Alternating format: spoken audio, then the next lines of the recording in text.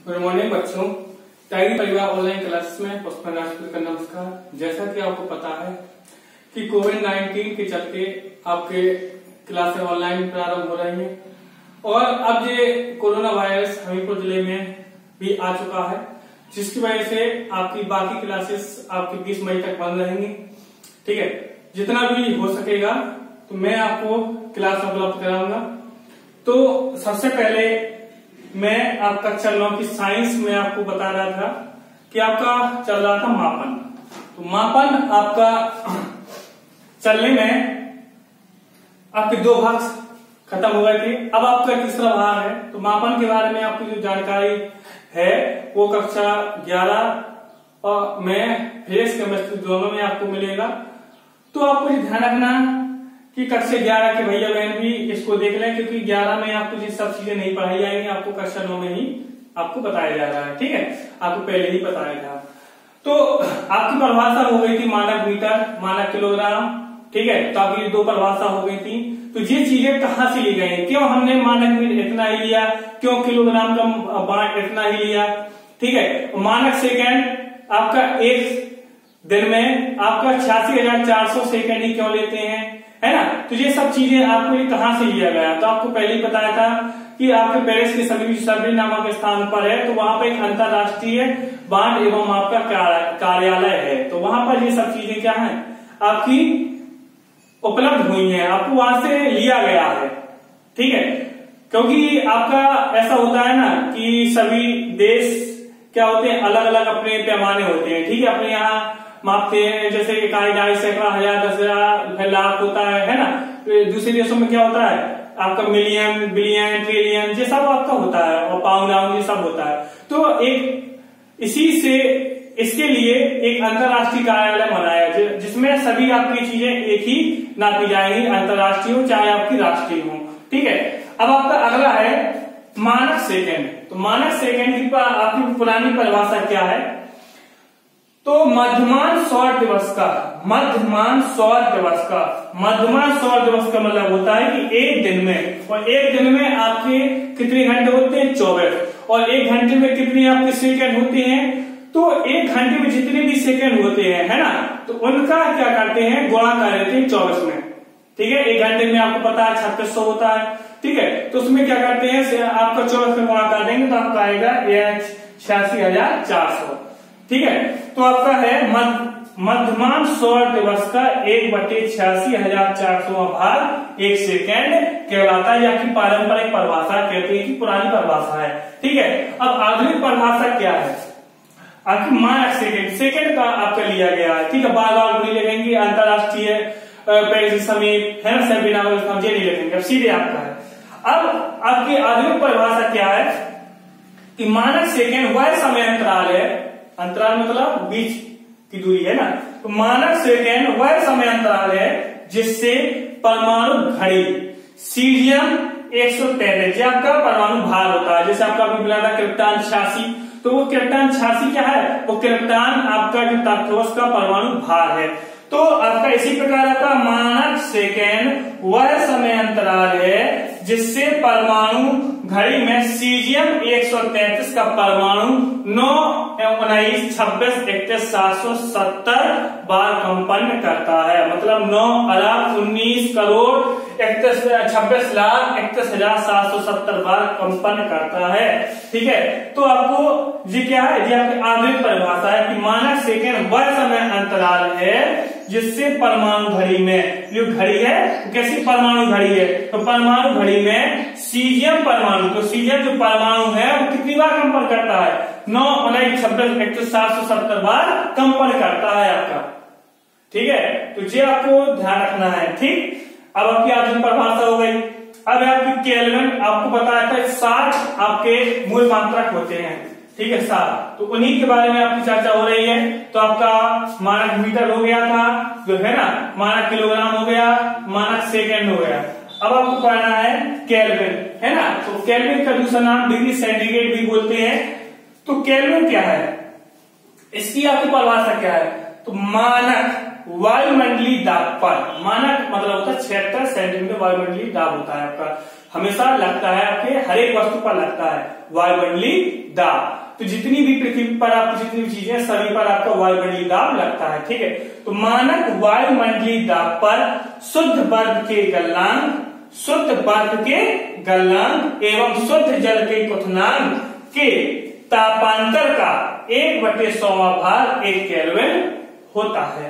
तो आपको ध्यान रखना है, परिभाषा आपको याद रखना, सिंपल परिभाषा है कि मानक वायुमंडलीय दाब पर शुद्ध बर्फ के गलनांक तथा या एवं, है ना, शुद्ध जल के क्वथनांक के तापांतर का 1/100वां भाग 1 केल्विन होता है।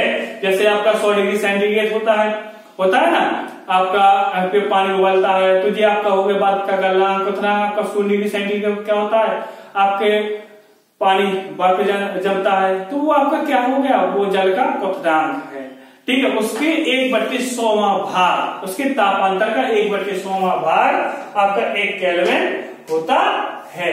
तो ये आपकी परिभाषा हो गई। अब आपकी आधुनिक परिभाषा क्या है, जल के तिरक बिंदु के, जल के तिरक का मतलब होता है कि जल में 3 अवस्थाएं होती हैं, है ना, ठोस, द्रव और गैस। तो इसलिए कहा गया जल के तीनों मतलब अवस्थाओं में, तो इसलिए आपका है कि जल के तिरक बिंदु के ऊष्मागतिक ताप के, जल के तिरक बिंदु के ऊष्मागतिक ताप के 273.16वें भाग को 1 केल्विन कहते हैं। ये आधुनिक परिभाषा आपकी है, ठीक है।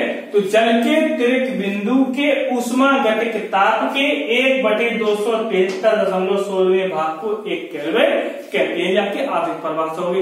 पारंपरिक परिभाषा क्या है कि वायुमंडलीय, मानक वायुमंडलीय दाब पर जल के आपके क्वथनांक एवं बर्फ के शुद्ध है ना, शुद्ध बर्फ के गलनांक और शुद्ध जल के आपका क्वथनांक, ठीक है, के तापांतर का 1/100वां भाग को आपको क्या कहते हैं, 1 केल्विन कहते हैं। लेकिन आधुनिक परिभाषा क्या है कि जल के तिरक बिंदु के ऊष्मागतिक ताप के 1/273.16वें भाग को 1 केल्विन कहते हैं, ठीक है। आपको पता है कि आपका 1 डिग्री से आपका जो मानक आपका ताप होता है, मानक आपको जो मापा जाता है मानक केल्विन होता है, जो 273 आपका होता है।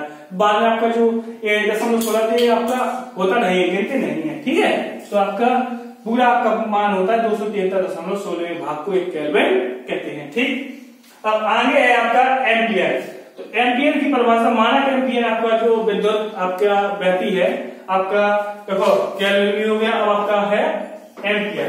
एम्पियर आपका विद्युत धारा का मात्रक होता है, ठीक है। अब जी कहां से आपको कैसे लिया गया है, तो आपको इसको पढ़ने के लिए आपकी परिभाषा थोड़ी बड़ी है, ध्यान रखना, सिंपल है, आपको जब बार बार आप पढ़ोगे तो याद हो जाएगी। तो आपके है निर्वात आपको हमने फेस में आपको बताया कक्षा 10 की निर्वात आपका वो कहलाता है कि वायु की अनुपस्थिति को निर्वात कहते हैं। जहां वायु ना हो वो क्या होता है, निर्वात होता है, ठीक है। तो आपका अंतरिक्ष में क्या है, निर्वात होता है, क्योंकि वहां वायु उपस्थित नहीं होती है। तो निर्वात की परिभाषा से भी कहते हैं कि वायु की अनुपस्थिति को निर्वात कहते हैं। तो आपको क्या है, निर्वात में परस्पर 1 मीटर की दूरी पर स्थित, तो आपकी मान लो आपको चित्र से बता रहे हैं, निर्वात में मान लो आपके परस्पर 1 मीटर की दूरी पर आपके 2 तार स्थित हैं, ठीक है। याद हो जाएगी परिभाषा, ठीक है ना, कैसे याद बनती है। निर्वात में परस्पर 1 मीटर दूरी पर स्थित 2 समांतर चालकों में, आपको 2 समांतर आपके समांतर है ना जी, ये चालक है, क्या आपके चालक है। 2 समांतर चालकों में समान तीव्रता की विद्युत धारा प्रवाहित करने पर, अब इसमें हम विद्युत धारा प्रवाहित कर रहे हैं, क्या प्रवाहित कर रहे हैं, विद्युत धारा प्रवाहित कर रहे हैं, ठीक है।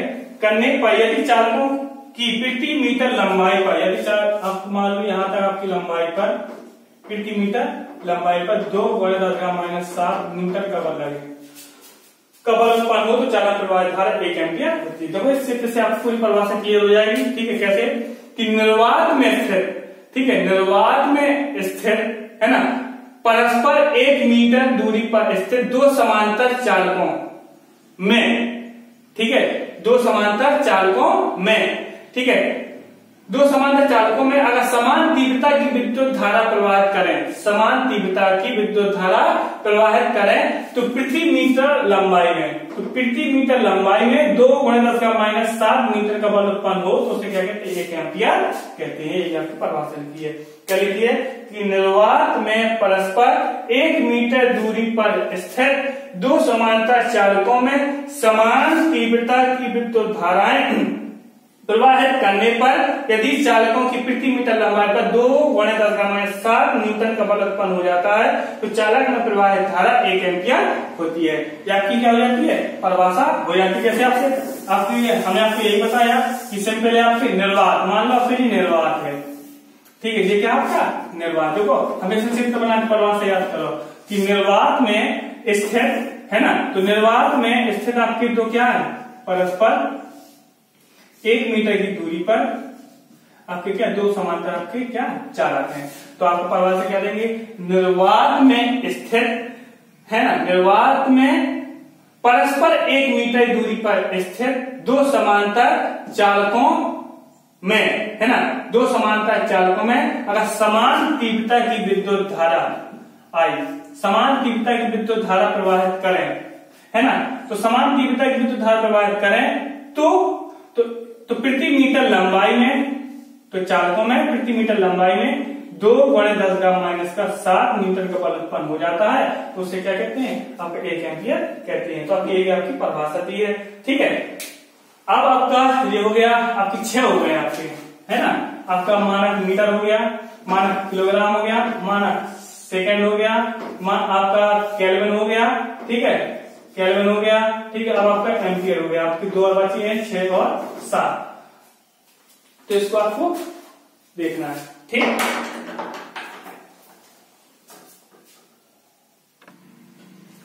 हाँ, अब आपका आता है कैंडेला। तो कैंडेला आपका किसका होता है, ज्योति, आपका ज्योति तीव्रता का, ठीक है। तो कैंडेला क्या है, तो प्लेटिनम के गलनांक पर, तो प्लेटिनम के गलनांक पर, तो प्लेटिनम का गलनांक होता है 1760 डिग्री सेंटीग्रेड।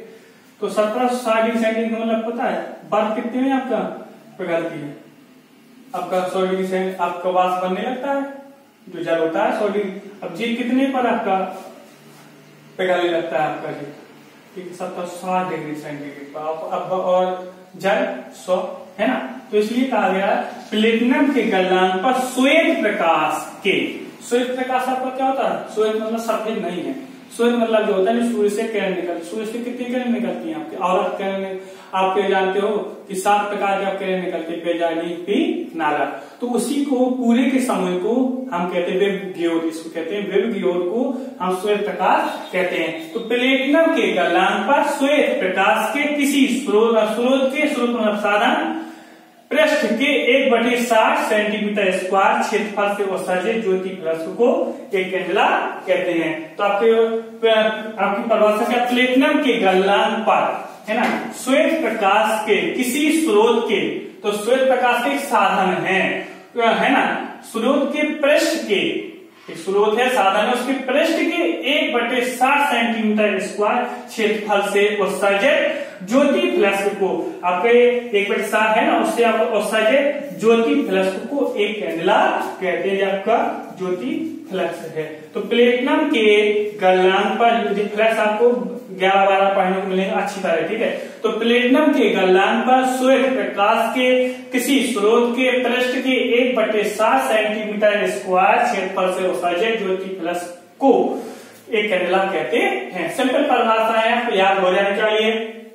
मोल क्या है, किसी पदार्थ की वह मात्रा, किसी पदार्थ की वह मात्रा जिसमें उतने ही अणु होते हैं जितने कार्बन 12, कार्बन का परमाणु कितना है 12 है ना, तो जितने कार्बन के 12 ग्राम में परमाणु होते हैं 1 मोल कहलाता है वो, ठीक है। तो कार्बन में जितने आपके 12 ग्राम आपके में परमाणु होते हैं, ठीक है, तो जितने कार्बन के 12 ग्राम में परमाणु होते हैं उसे क्या कहते हैं, 1 मोल कहते हैं। तो मोल की परिभाषा समझ लो, किसी पदार्थ की वह मात्रा जिसमें उतने ही अणु होते हैं जितने कार्बन के 12 ग्राम में परमाणु होते हैं 1 मोल कहलाता है, ठीक है। तो जी आपको हमने पहले ही बताया था आपकी 7 में से 6 आपकी रिएक्शन प्रयोग होती हैं और एक आपका केमिस्ट्री प्रयोग होता है। तो ये आपका कहाँ पाना, केमिस्ट्री में ज्यादा पाने को मिलेगा मोल। ठीक, तो आपकी ये सब चीजें आपकी बता दिया गया है कि कहाँ से लिए गए, कैसे आपका हुआ है। ठीक है, बाकी प्रैक्टिकल करते तो आपका प्रैक्टिकल तो वही हुआ है आपका, है ना, सेफ्टी नामक स्थान पर। तो आपको वही चीजें आपको इसमें क्या पढ़ना है, यही आपको 11 में पढ़ना है। तो ये जो 9 में आपको लिखवाया वही आपको पूरा 11 में आपकी क्या क्लास होगी उसमें बताएंगे। तो आपका उसमें भी आपको पढ़ लेना है, लिख लेना है, यही चीज है। ठीक है, बार बार नहीं आपको उसमें बताया जाएगा। अब आगे आप हेड डालोगे मूल मात्रकों के पूर्व लग्न। तो इसमें कुछ चीजें होती हैं, तो उसमें आपके पूर्व लग्न क्या है, जो आपके छोटे आपके मान होते, बड़े बड़े मान, उसको कैसे मापा जाता है। ठीक है, उनसे जुड़ी चीजें हैं आपकी। पूर्व लग्न आपके लिए टेरा है, गीगा है, मेगा है, किलो है, हेक्टो है, डेका है, माइक्रो है, नैनो है, पिको है। तो ये सब चीजें आपकी क्या कहलाती है, पूर्व लग्न है। तो आप हेड डालोगे मूल मात्रकों के पूर्व लग्न। तो एक तरफ देखोगे पूर्व लग्न, प्रतीक है मान। ठीक है, तो पूर्व लग्न टेरा, ठीक है, टेरा आपको प्रतीक कहां से व्यक्त करते हैं, टी से। इसका मान कितना होता है, 10 घात 12 प्लस का आपका 12। ठीक है, तो ये तो टेरा वाला कितना होगा, 10 घात 12। गीगा वाला जी कैपिटल जी है 10 घात 9। मेगा कैपिटल एम है आपका 10 घात 6। किलो के है स्मॉल के है 10 घात 3। हेक्टो स्मॉल एच है 10 घात 2। डेका डीई है 10 घात 1 है आपका। माइक्रो में 10 घात माइनस का 6 है। नैनो में 10 घात माइनस का 9 है। पिको में स्मॉल पी है 10 घात माइनस का 12 है। अब इसको पूछा कैसे जाता है, जैसा कहा जाए मीटर में, 1 टेरा मीटर में कितने मीटर होगी, तो कितना पता है, 10 घात 12। 1 टेरा सेकंड में कितने सेकंड होते, 10 घात 12। 1 टेरा ग्राम में कितने ग्राम होते, 10 घात 12। एक गीगा मीटर में कितने मीटर होते, 10 घात 9 मीटर, है ना। 1 में गीगा सेकंड में कितने सेकंड होते, 10 घात 9 सेकंड। 1 किलोमीटर में कितने मीटर होती है, तो 10 घात 3 मीटर या 1000। और 1 किलोमीटर में कितने सेकंड होते हैं आपका, ग्राम होते हैं, तो 10 घात 3 ग्राम। तो ये आपके चीजें आपके साथ, जैसे 1 माइक्रोमीटर में कितने होते, 10 घात माइनस का 6 मीटर। एक माइक्रो सेकंड में कितने सेकंड, 10 घात माइनस का 6 सेकंड। तो ये सब चीजें आपको सवालों में आपको मिलेंगे, इसको नोट कर लीजिए। तो आज आपकी यहीं पर आपकी क्लास समाप्त होती है। तो आपको ध्यान रखना है, आपकी 20 मई तक बाकी क्लासें आपकी बंद रहेंगी। ठीक है, तो अब आपको ये सब चीजें पढ़ते रहना है, जितनी चीजें आपके वीडियो डल गए उन सभी को आपको दोहराते रहना है। फिर आपकी जैसी स्थिति आएगी उसी के साथ आपका क्लासें चालू हो जाएंगी। धन्यवाद।